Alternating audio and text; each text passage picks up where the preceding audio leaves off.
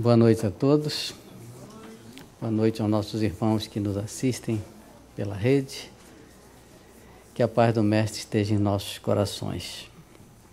Hoje o nosso tema vai ser, como foi anunciado, dependência afetiva. Nós vamos falar de paixão, vamos falar de amor e vamos começar, portanto. Deixa eu ver aqui, eu acho que eu voltei para trás. Deixa eu ver agora. Começando com o que diz Kardec. Ele diz o seguinte: a doutrina espírita ensina a pensar e não o que pensar. É muito importante essa frase do Kardec, porque quando nós forçamos alguém a pensar de acordo com o que nós achamos, nós vamos fazer aquela pessoa simplesmente um autônomo. Ela vai pensar pela cabeça do outro. Ela não pensa pela própria cabeça. E Kardec, quando diz isso, ele diz com muita propriedade, não é? Ensina a pensar. É isso que nós estamos fazendo através da doutrina espírita. Ensinando a pensar. Porque senão nós vamos nos tornar sectaristas, vamos nos tornar fanáticos, etc. E ele continua: porquanto estudar os espíritos é estudar o homem. E é isso que nós vamos fazer hoje. Estudando o homem, as suas fraquezas, as suas dificuldades, os seus sentimentos. Nós estamos estudando os espíritos e vice-versa. Eu acho que faz 15 dias que eu estive aqui, nós estávamos falando exatamente disto, não é? Um tema parecido.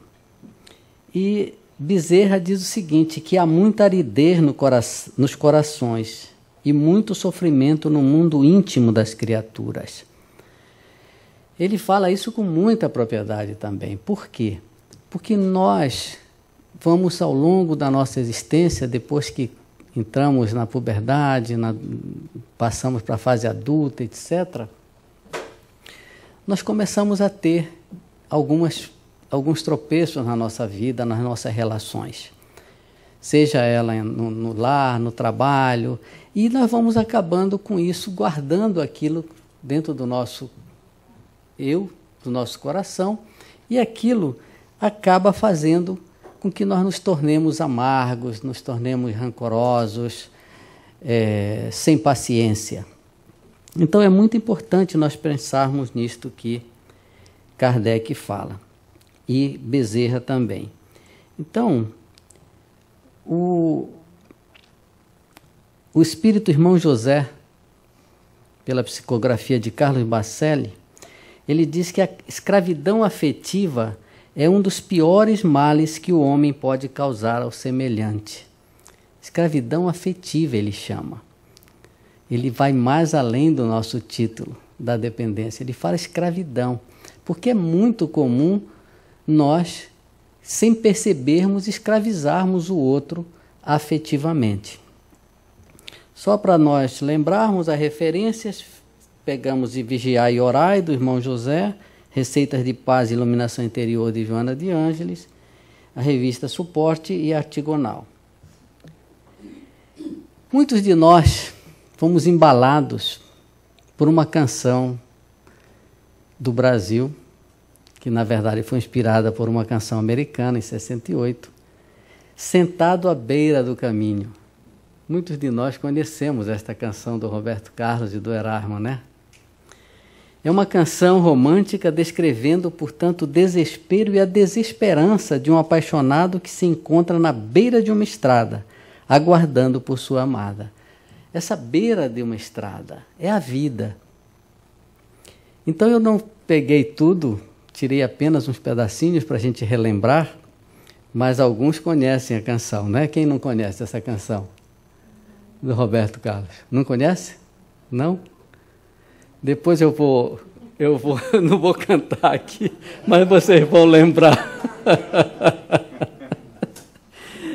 Vamos ver. Ele diz o seguinte: eu não posso mais ficar aqui a esperar que um dia, de repente, você volte para mim. Então ele começa a admitir que ele já está esperando um tempo grande. Agora muitos se lembraram, né? Olho para mim mesmo e procuro e não encontro nada.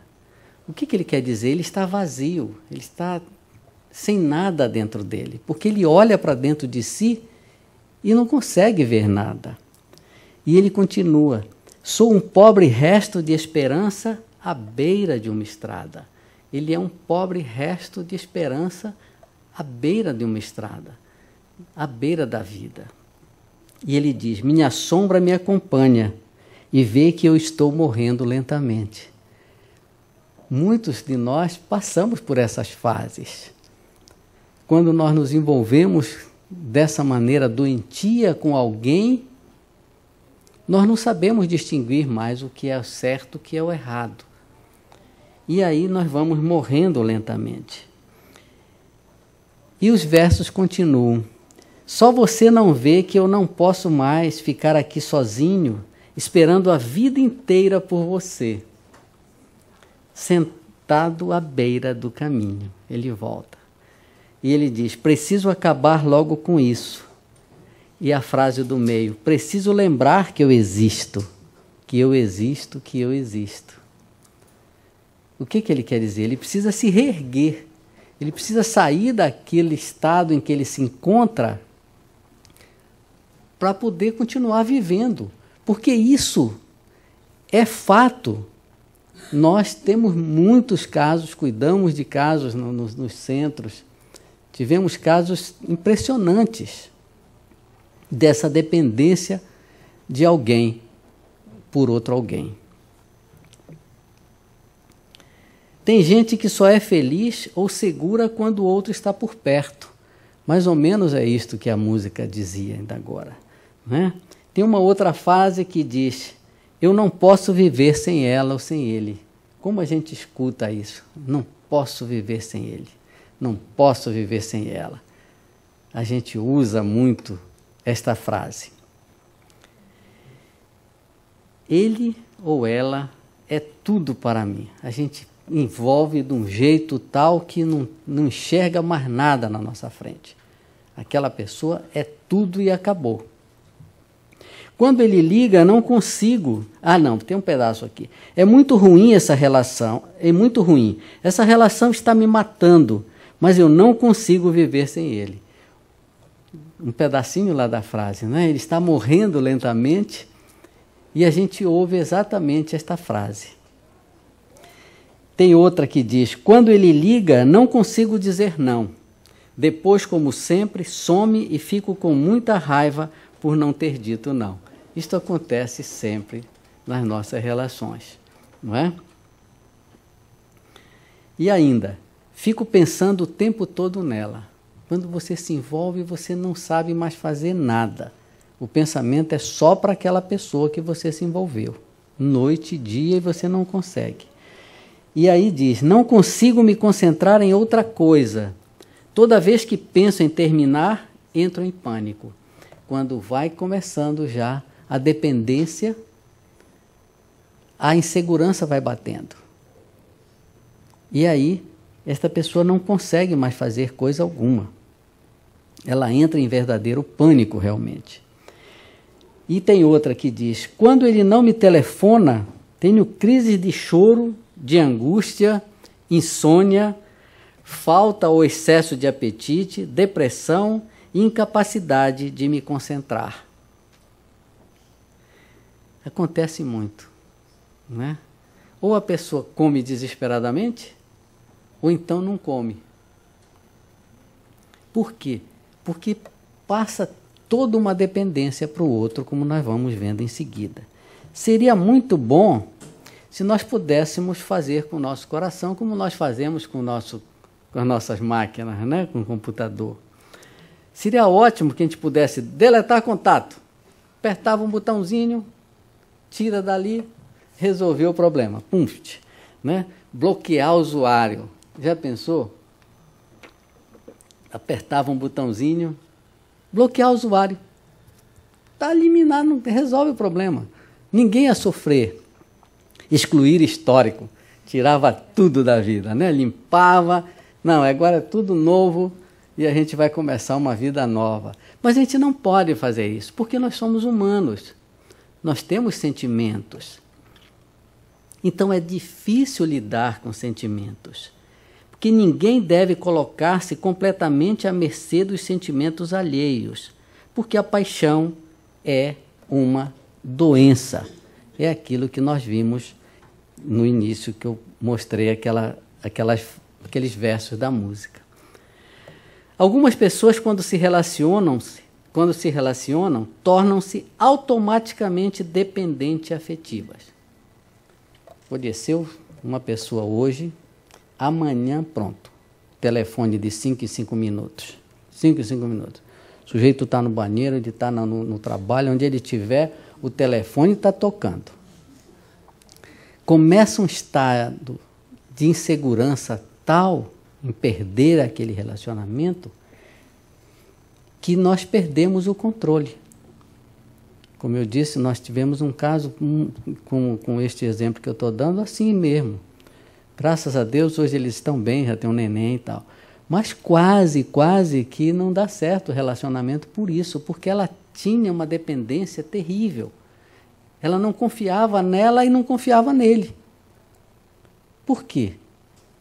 Insegurança total. Ele saía de casa, ainda não tinha saído do condomínio e o telefone já estava tocando. Era impressionante. Deu muito trabalho. Então, o que acontece com o dependente afetivo? Ele transfere a responsabilidade de sua felicidade para o outro por medo da solidão. O que nós fazemos? Nós transferimos, nós mudamos, porque achamos que vamos ficar solitários, não é? Mas o que é, portanto, a dependência afetiva? É um estado de imaturidade que faz parte do processo natural da evolução do ser humano. Imaturidade não significa, se nós dissermos para alguém, não, você é muito imaturo, a pessoa pode até se aborrecer. Mas nós estamos olhando num aspecto profundo da evolução do ser humano. Nós ainda estamos caminhando para essa evolução. E é isso que nós temos que trabalhar dentro de nós para podermos melhorar, para não sofrermos, para evoluirmos. É muito complicado, é muito difícil. Uma pessoa é dependente afetiva quando sua autonomia está prejudicada. Como? Só para lembrar, né, vocês viram aí a foto, né, ele dá pergunta, será que eu sou dependente afetivo, né, com toda essa coleira aí no pescoço?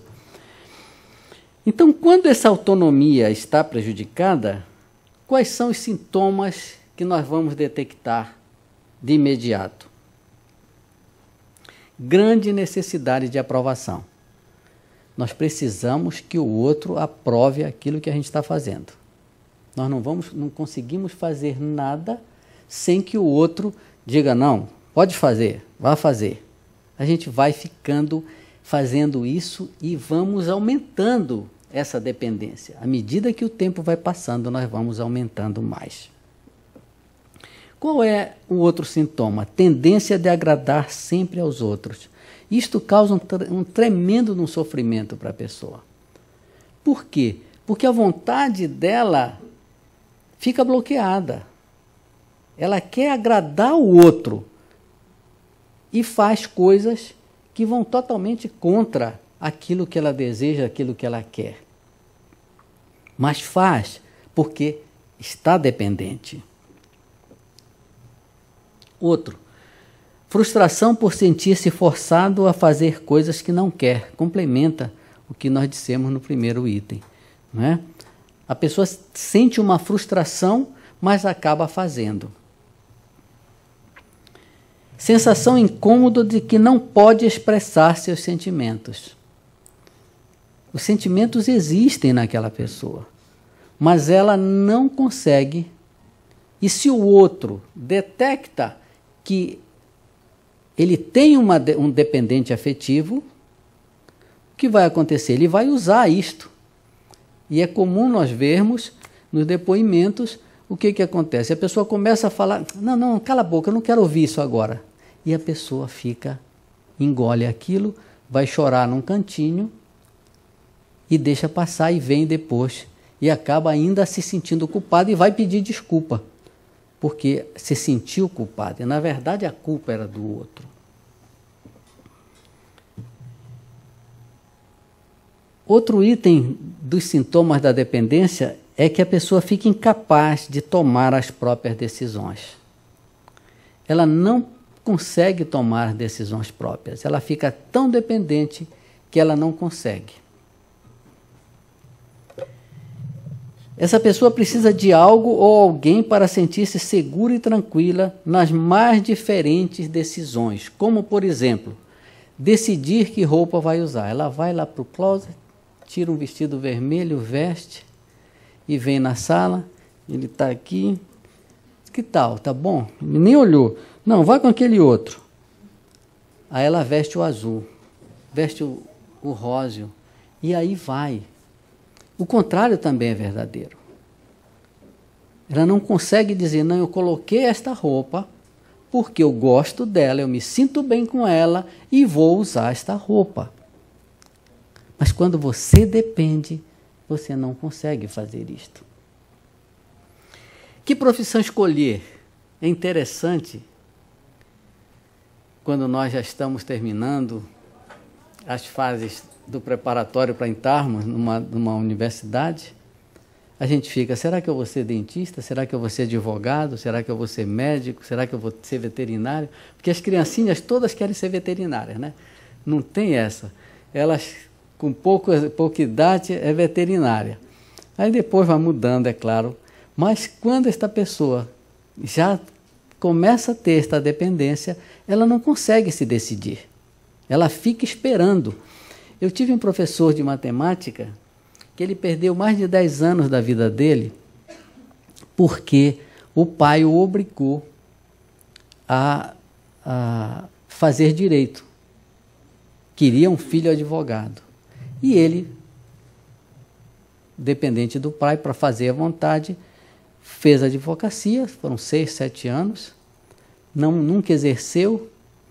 Depois que o pai faleceu, ele fez matemática, se tornou um excelente professor de matemática, mas infelizmente, com tanta carga emocional dessa dependência, ele começou a beber e às vezes ele ia para nos dar aula totalmente ébrio e acabou depois parando, etc. São coisas tristes que a gente vivencia exatamente por falta dessa evolução que ainda nós precisamos buscar. Tem outra aqui. Se muda de emprego ou não. Aí o que você acha? Será que eu continuo nesse emprego? Aí diz, continua. Não, mas será que você não acha que eu devo sair? Sai. E fica nessa dúvida, né? Porque você não consegue manter uma linha de raciocínio em cima daquilo. Não, esse emprego não está bom, não está me fazendo mal, está me fazendo mal, eu não vou ter medo de partir para um outro. Mas nós fazemos. Se continua namorando, não, vai com um amigo, o que você acha? Você acha que eu continuo com ele? Não, continua. E fica aquela insegurança total, né? Ela está vendo que não dá certo, mas fica. Será que vale a pena continuar? Será que eu continuo? Se separa ou não separa? Né? O que você acha? Que se são pessoas que não podem decidir pela sua própria felicidade, pelaquilo que realmente vai lhe fazer bem. Inúmeras são essas situações onde está implícita a escolha. Quando você é dependente afetivo, você não sabe escolher.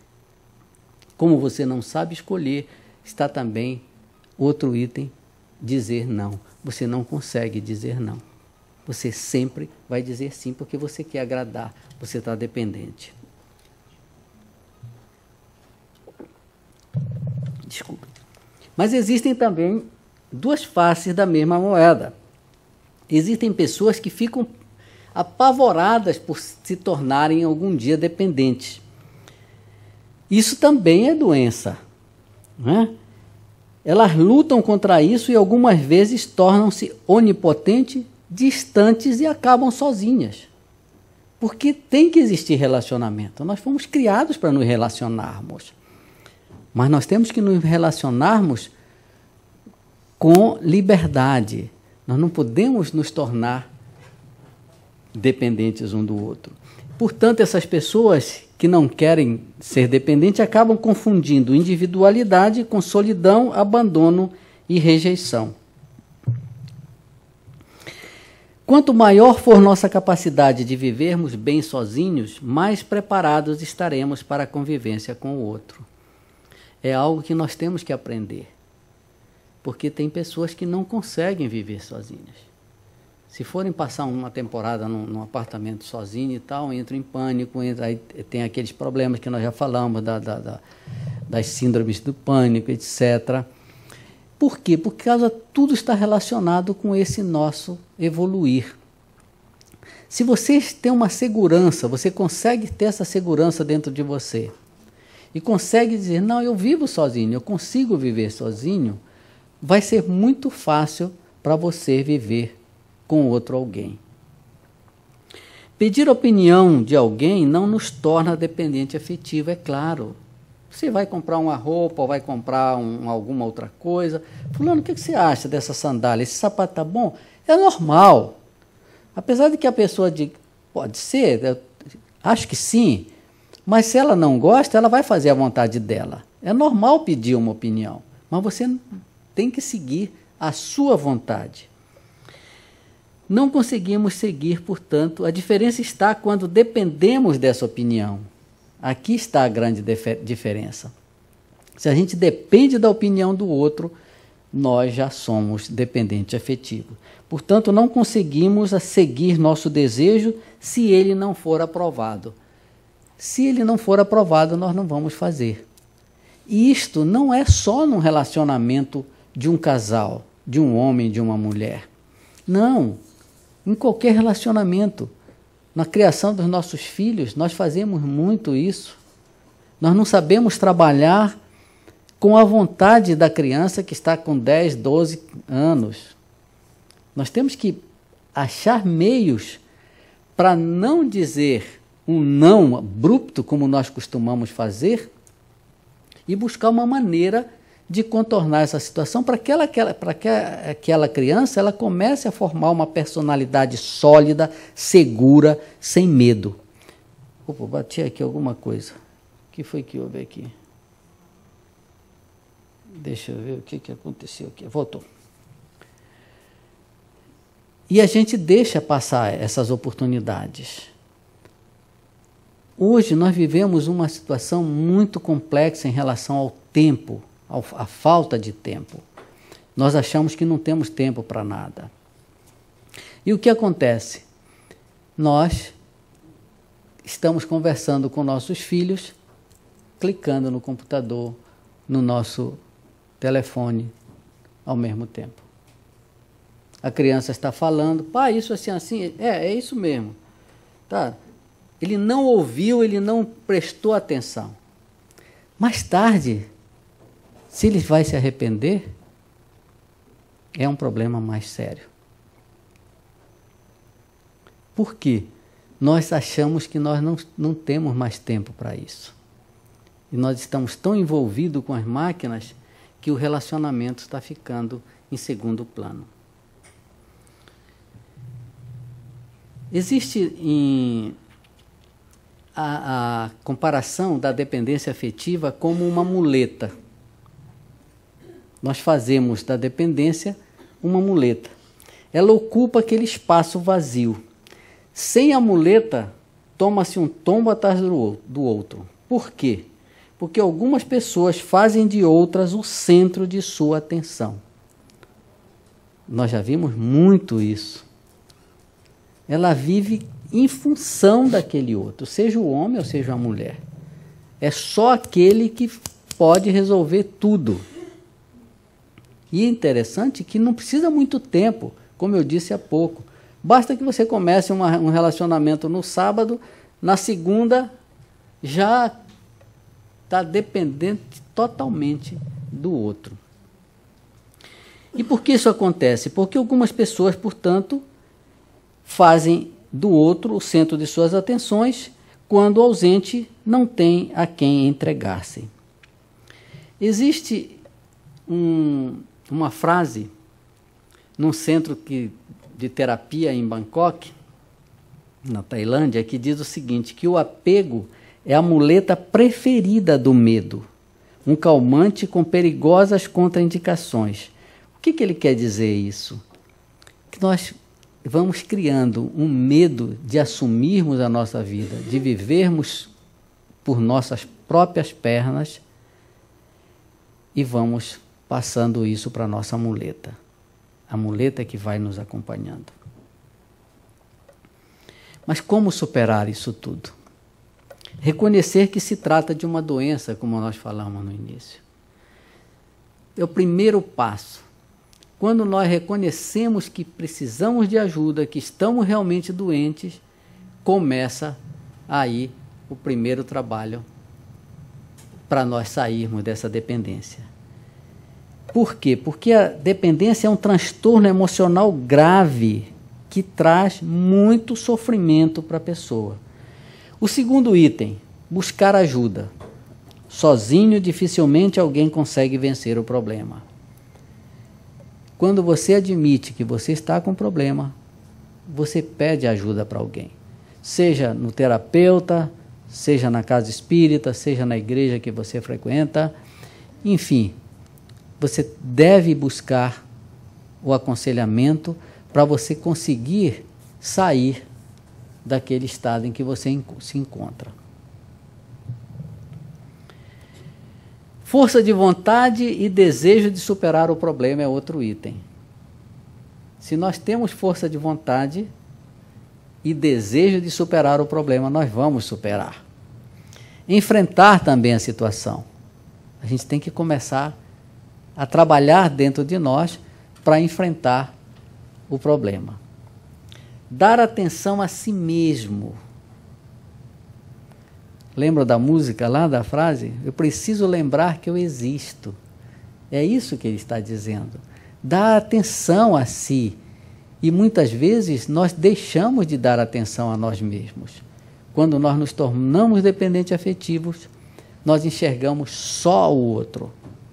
Nós não conseguimos mais olhar para dentro de nós. Amar a si próprio antes de amar qualquer pessoa. Ou seja, valorizar-se.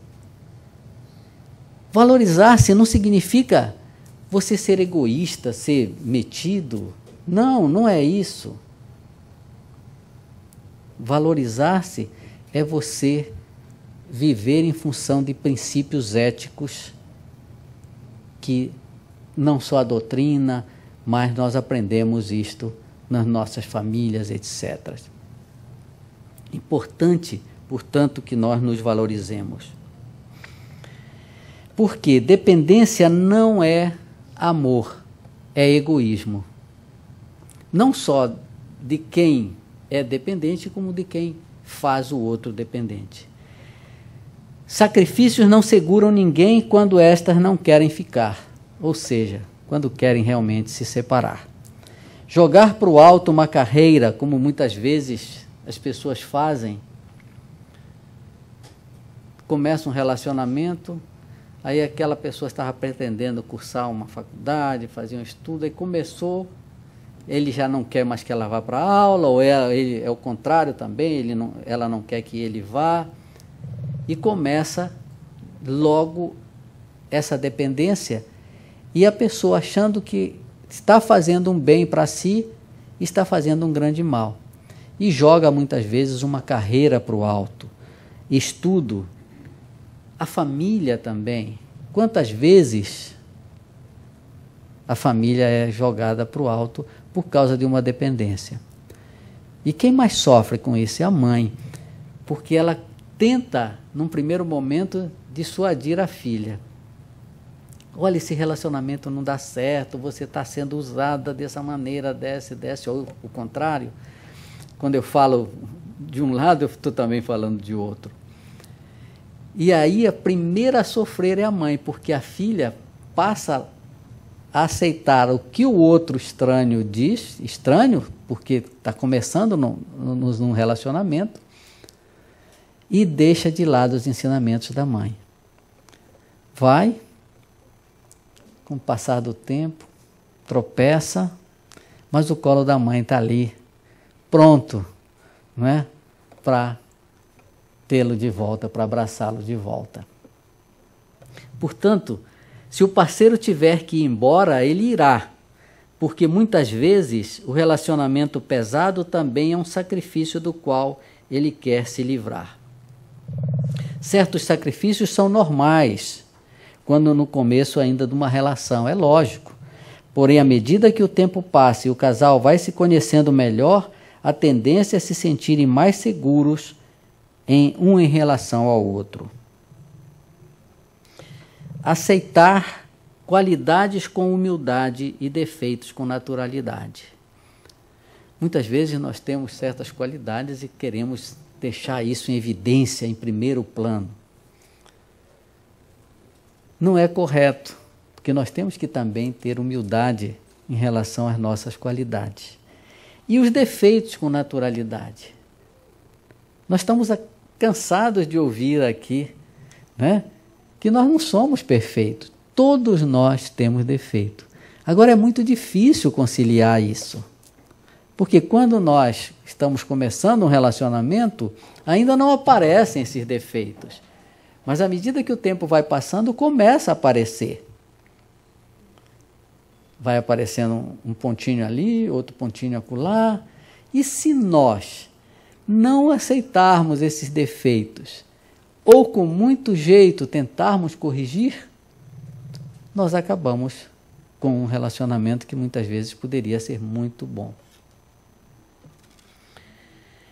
Não se cobrar em demasia. Existem pessoas que se cobram extremamente demais. Se acham perfeitas e tem que fazer tudo perfeito. Quando bota o lençol na cama, não tem que ficar um vinco. Tem que ficar bem espichadinho para não... E ninguém pode deitar durante o dia ali, né? O travesseiro, idem. Não pode ver um cabelinho no meio da sala ali na coisa que já está passando um vecozinho para resolver o problema, né? Então a gente nem percebe que vai fazendo essas coisas e vamos aos poucos nos envolvendo com isso. Portanto, a gente não deve se cobrar demais. A vida é um aprendizado e não há obstáculo que não possa ser removido. Aquilo que achamos que é defeito hoje poderá ser qualidade amanhã. Aceite-se como você é. Não mude para agradar as pessoas. É claro que a gente volta a falar, não é arrogância, não é orgulho, etc. É aquele sentimento ético, aquela postura elegante, como nós vamos ver um pouquinho mais para frente. Nunca aceite chantagem emocional, nem cobrança exagerada, como gostam de fazer, né? Ah, então eu vou embora, né? Fica aí. E aí o outro sai pela porta, batendo a porta ali. E a gente aceita essa chantagem. Seja alegre e a vida o cercará de pessoas alegres, diz irmão José. Dê amor à vida e a vida o cercará de pessoas amorosas. Cultive a bondade e a vida o cercará de pessoas boas. Não deixe, em hipótese alguma, que sua mente seja dominada por pensamentos deprimentes, porém isso exige treino. Nosso pensamento ele não para. Nós já tivemos a oportunidade de uma outra palestra falar aqui sobre o tema. A gente está aqui, vocês estão me ouvindo, estão escutando o que eu estou falando, mas o pensamento também está, né? Está viajando, está dando 1001 voltas. Por isso exige-se muito treino para isso. Afaste-se de uma vez por todas das pessoas negativas. Isso é o que mais a gente encontra. A gente não pode encontrar com uma pessoa, perguntar como ela vai, ela já é um rosário de o reumatismo veio, não sei o quê, quebrou a geladeira e deu problema não sei aonde. E aí é aquela negatividade, e aquilo vai envolvendo, porque tudo é energia. E aquilo envolve a gente de tal maneira que você acaba saindo dali também com o ombro pesado. Você não consegue, não é? E a gente costuma fazer muito isso, não é? A gente não fala de coisas boas, do que está acontecendo de bom, etc. Porque estão acontecendo coisas boas também. Na nossa vida, se a gente for pensar, só o fato da gente estar vivo é uma coisa, é um milagre de Deus. E a gente esquece e fica só botando as coisas, botando doença e muita coisa no meio, e a gente fica repetindo. Tem gente que faz um rosário daquilo. Portanto, preste atenção em seus gestos, haja sempre com calma, fale baixo e evite cenas de estresse, ou como nós dizemos no Brasil, os barracos, né? A gente adora alterar a voz. É tão difícil a gente controlar o nosso impulso. A gente começa uma conversa, não demora, se pisou no calo ali, pronto. A vizinhança toda já está num alto-falante ali, escutando tudo. Porque a gente sabe bastante gritar. E quando a gente grita, um não escuta o outro. Nem nós mais nos escutamos. Portanto, vamos evitar isso. Jogue fora as suas roupas velhas, rasgadas e rotas, quando você quer dar uma mudança geral. Pense nisso. Vamos pegar, fazer uma faxina, vou passar ali no TJ, né? Comprar um bocado de roupa nova, né? E sair muito bonito e muito elegante, com o astral lá em cima. Use coisas novas, limpas e bonitas. Mude alguma coisinha na sua aparência, é claro, para melhor. Não vá fazer essas besteiras que a gente tem visto muito por aí, né? Mas vá a um cabeleireiro, faça uma boa maquiagem suave, etc.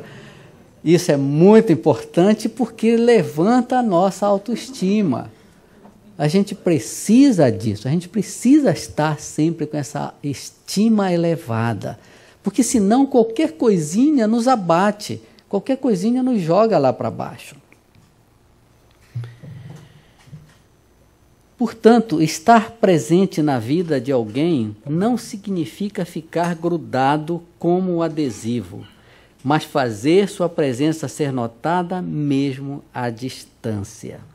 E para concluir, eu gostaria que vocês acompanhassem comigo uma carta de um jovem que ele intitulou de Amar com Desprendimento. E ele diz o seguinte: se você está ao meu lado, eu adoro, aproveito, fico feliz, alegra a minha alma. Mas se você não está, ainda que eu sinta sua falta, eu posso seguir em frente. Posso aproveitar uma manhã de sol, meu prato preferido, não deixo de estudar, minha vocação segue em pé e meus amigos gostam de encontrar comigo. É verdade que eu sinto muito sua falta, que às vezes, por você não estar presente, me bate intranquilidade, mas sigo em frente, mesmo batendo a saudade. Fico triste quando somente dá para nos vermos no final de semana, mas isto não me deprime. Posso continuar dando conta de mim mesmo, apesar da sua ausência. Eu te amo e você sabe que é verdade, mas isso não significa que eu não consiga sobreviver sem você. Aprendi que desapego é independência afetiva. E essa é minha proposta, continuando com o mesmo respeito e fidelidade. Aí ela leu, depois que leu, ela pediu para uma colega de sala de aula devolver a carta rasgada num saco de lixo para ele. Muito obrigado. Que a paz do Mestre nos acompanhe.